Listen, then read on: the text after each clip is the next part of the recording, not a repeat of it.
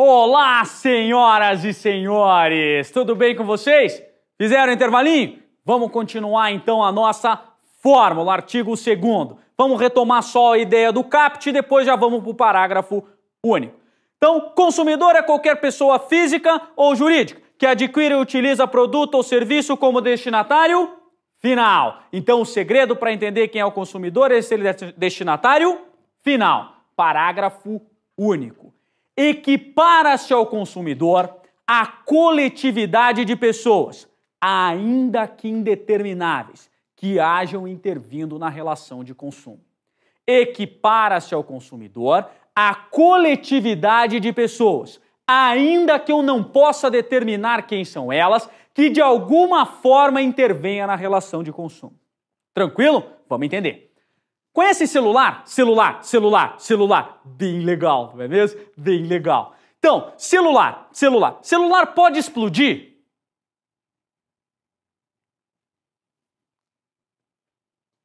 É por isso que eu pergunto se você conhece. Quando eu pergunto se você conhece alguma coisa, tá, parari? Você faz assim, eu parto do pressuposto que você conhece. Cuidado em direito do consumidor, certo? Eu perguntei, conhece celular? Você fez? Aí eu perguntei, celular pode explodir? Você fez assim? Claro que não, senhor, celular não pode explodir, senhor. Mas acontece. Em direito do consumidor, nós temos que ter exatamente essa distinção. Aquilo que pode, aquilo que não pode e aquilo que acontece. Tranquilo, senhores? Celular pode explodir? Vamos fazer de novo para ficar bonito. Olha lá. Conhece celular? Celular. Bem legal, não é? Legal. Celular pode explodir? Não, muito bem, mas acontece. Imagine que você está lá falando no celular, certo? Falando no celular, de repente o celular explode. Explode em você, você fica todo, queima tudo, você fica metade cabeça, metade crânio, aquele ácido vai escorrendo e você, aquilo vai caindo, vai derretendo naquela sua mão, aquilo vai caindo e cai naquela menininha. A coisa mais linda do mundo, loirinha, de cabelos cacheados, olhos azuis, e queima aquela menina inteirinha. Pergunto, senhores, aquela menininha será protegida pelo Código de Defesa do Consumidor? Não responde. Põe na fórmula. Não responde. Põe na fórmula. Aquela menininha só será protegida pelo Código de Defesa do Consumidor se ela for consumidora. Se ela não for consumidora, ela não será protegida pelo Código de Defesa do Consumidor. Então vamos lá. Aquela menininha é uma pessoa física que adquire ou utiliza alguma porcaria de produto ou serviço? Não. Então, aquela menininha, ela não é consumidora e, consequentemente, não será protegida pelo Código de Defesa do Consumidor. Nossa, professor, e daí? Cuidado, senhores. Aquela menininha, ela não é consumidora pela acepção clássica do termo do CAPT do artigo 2º. Então, ela não é consumidora para a nossa fórmula, mas ela será protegida como consumidora equiparada. Professor, mas é a mesma coisa. Não, senhores, não é. Consumidor na acepção clássica é o do CAPT do artigo 2º. Consumidor equiparado é o do parágrafo único do artigo 2º.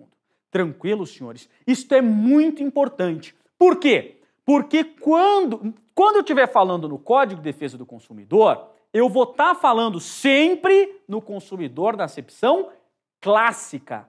Agora, eventualmente, eu vou falar do consumidor equiparado. Em alguns momentos, o código equipara as pessoas. No artigo 17, por exemplo, certo? Quando eu exponho a publicidade, certo? A oferta de produtos, quando nós chegarmos especialmente no artigo 29, em alguns momentos, então, eu terei o consumidor equiparado. E é muito importante que a gente saiba a diferença do consumidor na acepção clássica do consumidor equiparado. Equipara-se ao consumidor a coletividade de pessoas. Ainda que eu não possa determinar quem é essa pessoa, que de alguma forma intervenha na relação de consumo.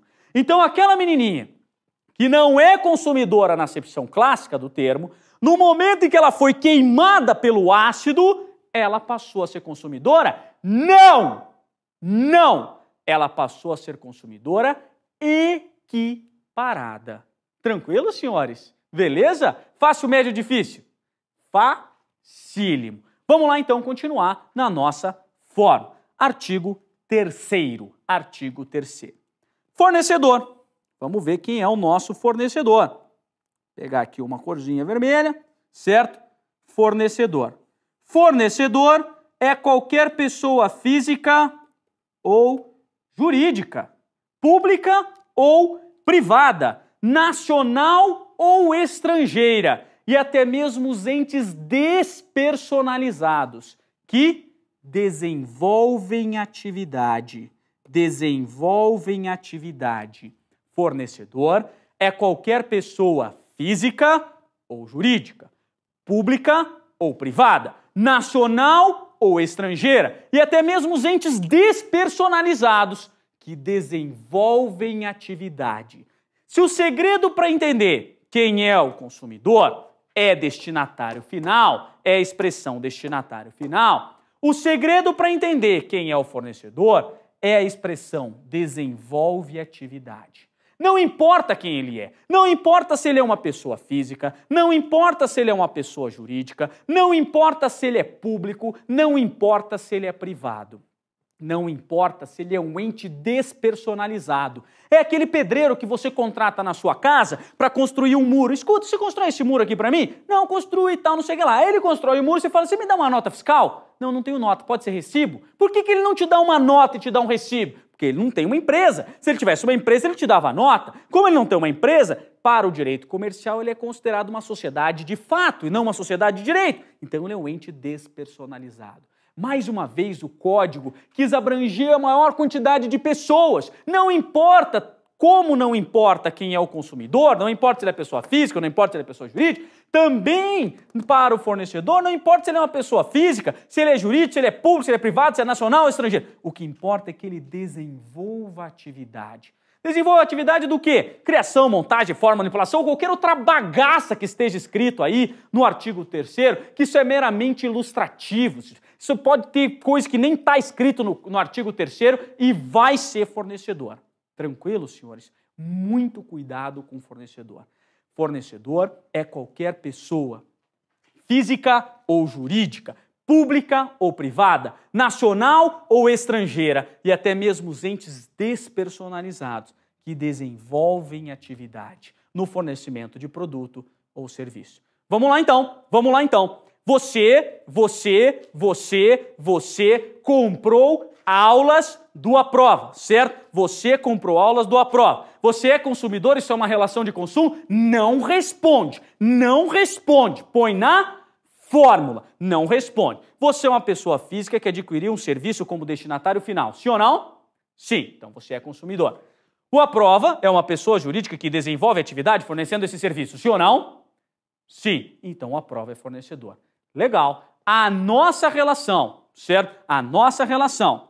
Vamos lá. Alunos.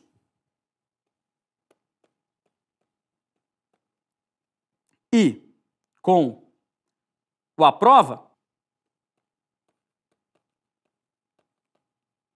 isto é uma relação de consumo. Joia? Isso é uma relação de consumo. Pelo menos até o momento em que a gente preencheu aqui na forma. Agora olha a diferença. Vamos lembrar disso aqui. O Aprova, vamos voltar aqui, só mais uma. A Aprova contratou a aula do professor Ayrton. Isso é uma relação de consumo? O professor Ayrton é uma pessoa física que desenvolve atividade fornecendo aula. Sim ou não? Eu sou fornecedor. Agora, o Aprova é uma pessoa jurídica que toma esse serviço como destinatário final? Não. Isso é muito importante. Então, a minha relação para com o Aprova não é uma relação de consumo. A minha relação Ayrton para com o Aprova é uma relação civil. Ok? Isso é muito importante para a gente entender essa brincadeira. Isto é uma relação civil, certo? Mas o que é isso aqui? Vamos entender também, porque isso é importante, eu vou ter que passar esses esboços. O que é ser uma relação de consumo que cabe na fórmula? E o que é ser uma relação civil que não cabe na fórmula? Vamos lá. O direito civil, ele é um macrosistema. Direito civil. Dentro deste que regulamenta as relações civis, as relações das pessoas que têm para com as outras pessoas e que não envolve o Estado, certo? O direito do consumidor, ele é um microsistema dentro do macrosistema direito civil. Isso aqui é o quê? Conjuntos. Conjuntos, senhores. Certo? Lembra quando você aprendia conjuntos? Então, aqui o direito civil, ele regulamenta todas as relações civis. O direito do consumidor, ele regulamenta as relações de consumo, mas elas, na verdade, são relações civis de consumo. E aqui é conjuntos. Como é que vai interpretar conjuntos? O direito civil, ele tem várias regras, certo? Essas regras aplicam-se no direito do consumidor. Agora, as regras que nós temos no direito do consumidor não se aplicam fora do conjunto. E aí está a diferença, é por isso que a gente tem que entender a fórmula. Porque o que está dentro do nosso conjunto direito do consumidor não se aplica, via de regra, certo? Fora do nosso conjunto. E via de regra, ao contrário, as regras de direito do consumidor se aplicam aqui dentro do nosso consumo, desde que não se conflute. Isso é muito importante. Por isso a fórmula. Se couber na fórmula, isto é uma relação civil de consumo. Se não couber na fórmula, isto é apenas uma relação civil. Joia? Por isso você tem que saber a fórmula. Porque ao preencher na fórmula, a gente sabe se está aqui ou se está aqui. E aí é que está o detalhe. Por exemplo, quer ver só? Por que é importante a gente saber essa relação? Já viram venda de carro? Venda de carro usado, certo? Esse carro é fantástico, esse carro é maravilhoso, o único dono, teve 17 antes de mim, certo? Mas eu sou o único dono agora, único dono e tal, manual, nota de fábrica, certo? Legal, certo? E aí eu tô lá vendendo o meu carro para você, ok? Eu tô lá vendendo o meu carro para você. E aí vocês já viram na televisão que o cara tá vendendo o carro, e aí ele fala assim, se você levar agora,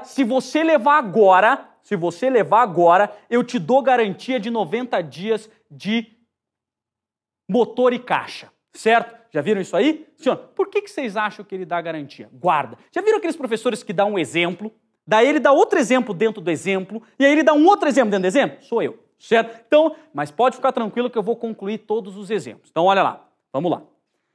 Para entender um pouquinho de relação de consumo, eu tenho que explicar para vocês um pouquinho de direito civil.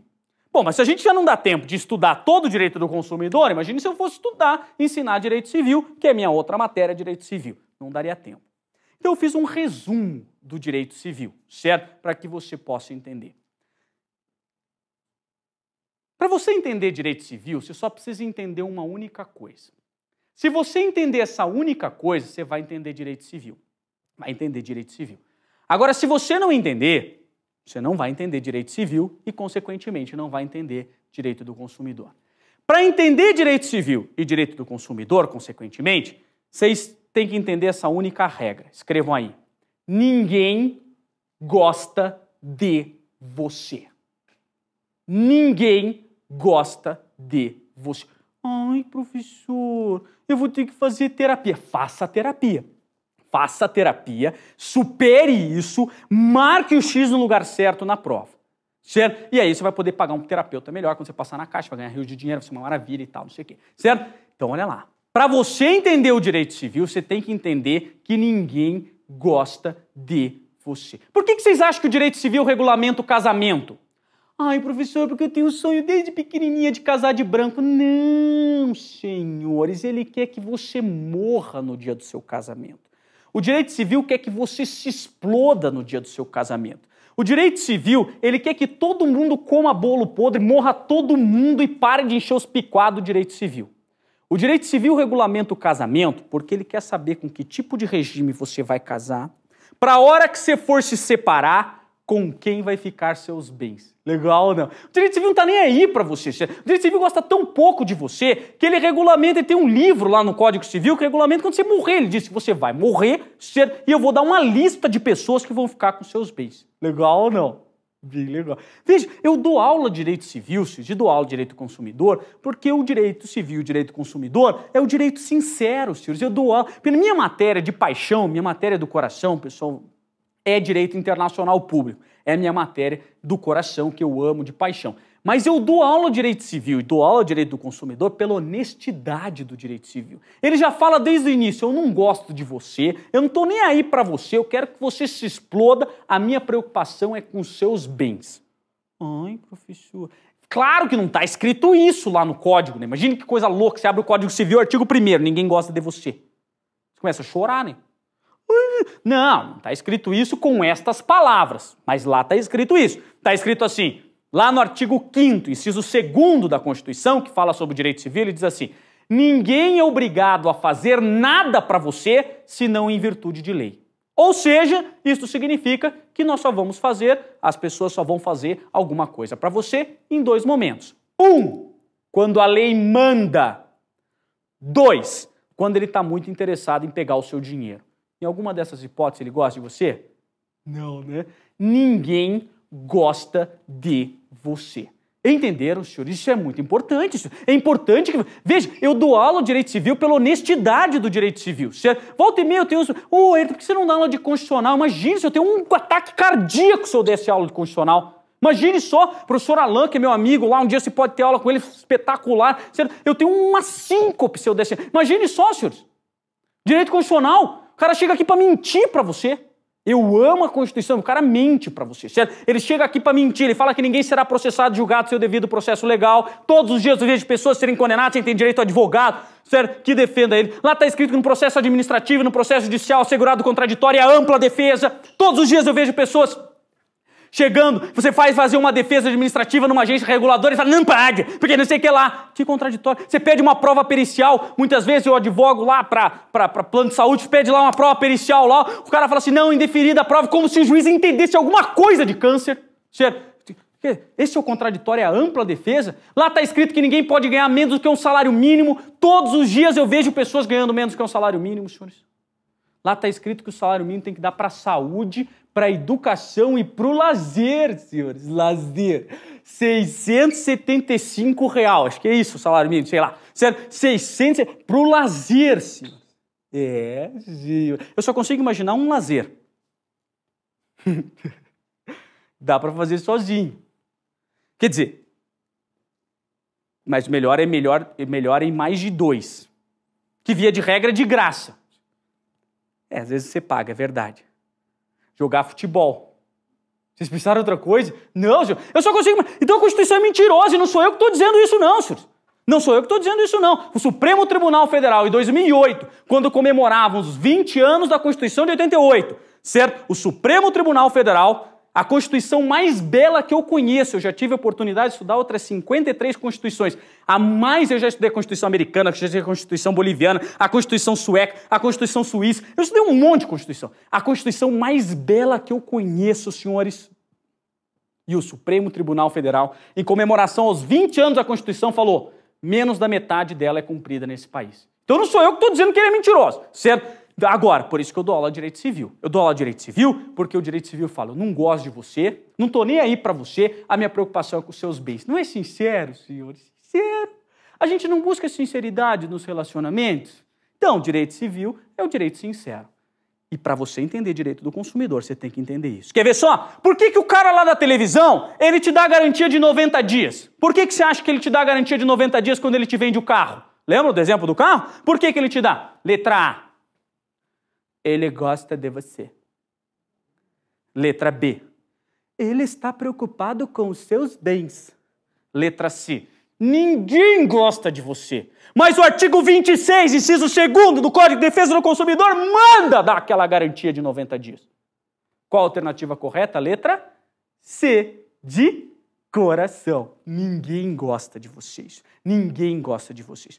Só que o artigo 26, inciso 2º, do Código de Defesa do Consumidor, e é por isso que eu tenho que saber a forma. Se eu não souber a forma, eu não vou conseguir identificar Quem tem o direito à garantia. E aí é que está o detalhe. Se você vai lá e compra o carro de mim, eu, Ayrton, sou advogado, quer ver só? Você foi lá e comprou, em vez de comprar o carro lá da loja, você comprou do Ayrton. Você vai ter a garantia de 90 dias, sim ou não? Não responde, põe na fórmula. Olha lá, você é uma pessoa física que adquiriu um produto como destinatário final. Você é consumidor, sim ou não? Sim. Mas você não, a fórmula tem que ser preenchida no todo. Eu sou uma pessoa física que desenvolve atividade fornecendo esse produto? Não. Embora você seja consumidor, eu não sou fornecedor. E se eu não sou fornecedor, você não vai ter a garantia de 90 dias do Código de Defesa do Consumidor. E aí, professor? Perdeu o Playboy. Senhor, perdeu o Playboy. Os romanos já diziam isso há 2000 anos. Claro que eles não falavam perder o Playboy, eles falavam non dormienticus soccurrit ius. O direito não protege os que dormem. Ai, professor, eu durmo. Então, cuidado. Então, cuidado, porque o direito não protege os que dormem. Agora, vamos dizer que eu seja um picareta de carro, certo? E eu compro e vendo carro. Eu desenvolvo atividade. E desenvolver atividade é semelhante, não é igual, é semelhante à habitualidade. Se eu desenvolvo atividade, semelhante, não é igual à habitualidade. Se eu faço isso, mesmo que eu seja uma pessoa física, uma pessoa jurídica, eu não tenha nota fiscal, não tenha empresa, isso é irrelevante. Se eu desenvolver a atividade, você, ao comprar o carro de mim, é uma pessoa física que adquiriu um produto como destinatário final. Eu sou uma pessoa física, mesmo que eu não tenha empresa, isso é irrelevante, que desenvolva atividade, compre e venda o carro, isso vai ser uma relação de consumo. Entenderam, senhor? Professor, mas como é que eu vou provar isso? Não se preocupem com a prática. O que importa para nós é a teoria, é marcar o X no lugar certo. E a fórmula muitas vezes cai em prova. Então não se preocupe. Na prática tem um bom advogado, certo? Na prática tem um bom advogado. O que importa para nós é a teoria, ele vai dizer para você. Então não importa se eu sou advogado, se eu sou um padre, se eu sou auditor da Receita, se eu sou um juiz, eu sou o Papa, senhores. Se eu desenvolver atividade, se eu compro e vendo carro, eu vou ser fornecedor. Não importa se eu tenho empresa ou não. Agora, eu tenho que desenvolver a atividade. Isto é mais intenção do que ação. E o que importa para nós é teoria. Na prática, tem um bom advogado. Tranquilo, senhores? Sim ou não? Beleza? Fácil, médio, difícil? Facile. Parágrafo 1º. Produto. Produto é qualquer bem, móvel ou imóvel, material ou imaterial. O Código de Defesa do Consumidor facilitou a nossa vida. Parágrafo 1º do artigo 3º é uma maravilha, certo? Qualquer bem, móvel ou imóvel, material ou imaterial, beleza?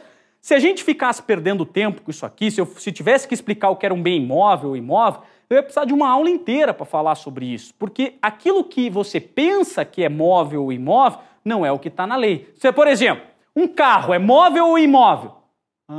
Móvel, certo? E um avião, móvel ou imóvel? Móvel. Não, o avião é imóvel. Professor, mas ele se move. Mas eu não perguntei se ele se movia. Eu perguntei se ele era móvel ou imóvel. E aí é que está no código, senhores. Graças a Deus, o Código de Defesa do Consumidor facilitou a nossa vida. É qualquer bem, móvel ou imóvel, material ou imaterial. Então, um carro pode ser um produto, uma casa pode ser um produto, um software pode ser um produto, uma ideia pode ser um produto. Tranquilo, senhores? Asterisco no parágrafo 2º.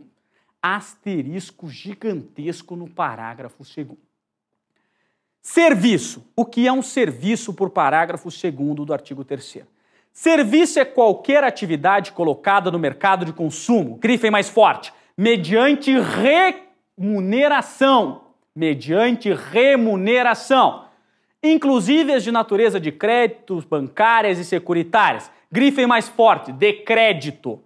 Salvo as relações de caráter trabalhista. Salvo as relações de caráter trabalhista. Cuidado com isso aqui. Serviço é qualquer atividade colocada no mercado de consumo mediante remuneração, inclusive as de natureza de crédito, bancária e securitária. Salvo as relações de caráter trabalhista. Vamos entender? E eu pedi para que vocês grifassem 3 coisas. Salvo as relações de caráter trabalhista, de trás para frente. De crédito e remuneração. Joia? Primeiro vamos entender por que ele excluiu as relações de caráter trabalhista. Isso é muito importante. Porque se o legislador conhecesse a fórmula que eu inventei, e ao aplicar a fórmula aqui, uma relação de caráter trabalhista enquadraria exatamente na fórmula, só que com um problema. Quer ver só? Eu, por exemplo, empregado, sou uma pessoa física que desenvolvo atividade fornecendo um serviço. Há um empregador, que é uma pessoa jurídica, que toma esse serviço como destinatário final. Sim ou não? A fórmula. Qual é o problema? Numa relação de consumo, quem que eu tenho que proteger? Consumidor ou fornecedor? Professor, proteger? Claro, senhor. O código é de proteção e defesa do consumidor, não é de direitos do consumidor, é de defesa, então eu tenho que proteger o consumidor. Joia. E numa relação trabalhista, quem que eu tenho que proteger? Certo? Vamos desenhar ela. Vamos desenhar a relação de caráter trabalhista. Vamos lá. Olha lá. Então eu tenho o empregado, certo? Que é uma pessoa física que desenvolve atividade fornecendo um serviço, certo? Para o empregador, que é uma empresa, que é uma pessoa jurídica que toma esse serviço como destinatário final. O problema é que numa relação de consumo, esse cara que seria o consumidor, eu tenho que proteger ele. Numa relação trabalhista, eu tenho que proteger o empregado. Vai dar problema. Por isso que ele excluiu, salvo as relações de caráter trabalhista. Então, relação de caráter trabalhista, não se aplica o Código de Defesa do Consumidor. Tranquilo? Outra coisa que eu pedi para você sublinhar, decrédito. Cuidado com crédito. Voltem, por gentileza, para mim, para a decisão, certo? Lá no início do nosso materialzinho tem a decisão. Grifem lá, olha lá. Decisão do Supremo Tribunal Federal, lá embaixo tem uma parte chamada ementa. Grifa lá. Código de Defesa do Consumidor, artigo 5º, inciso 32. Grifa, instituições financeiras, sujeição delas ao Código de Defesa do Consumidor. Grifa de outra cor agora. Excluídas de sua abrangência a definição dos custos das operações ativas e a remuneração das operações passivas praticadas na exploração da intermediação de dinheiro na economia. Faça um asterisco. Moeda e taxa de juros. Moeda e taxa de juros. Então, olha só. Quando eu estou falando de crédito, não se aplica o Código de Defesa do Consumidor no que tange a moeda e taxa de juros. Moeda e taxa de juros. Isso vai cair na sua prova. Então, mas se aplica na venda, na entrega de dinheiro, no financiamento? Claro que sim. O que não se aplica é na moeda. Então, por exemplo, variação do câmbio do dólar. Se você comprou o dólar, ele variou, não se aplica. E na taxa de juros. Desde que se informe ao consumidor que isso é uma operação de risco. Tranquilo, senhores? Sim ou não? Beleza? Para concluir a nossa aula, então vamos lá. Por último, eu pedi para que vocês grifassem remuneração. Senhores, só será relação de consumo se houver remuneração. Remuneração. Tranquilo, pessoal? Vou explicar remuneração na nossa próxima aula. Isso é muito importante. E aí nós concluímos a nossa fórmula. Alguma dúvida, senhores? Sim ou não? Alguma certeza? Legal. Senhores, o direito é feito de incertezas. Essa é a grande emoção. Senhoras e senhores, muito obrigado pela atenção de vocês. Eu parabenizo a todos pela busca do conhecimento. Bons estudos para vocês e até a nossa próxima aula, iniciando com remuneração. Até mais.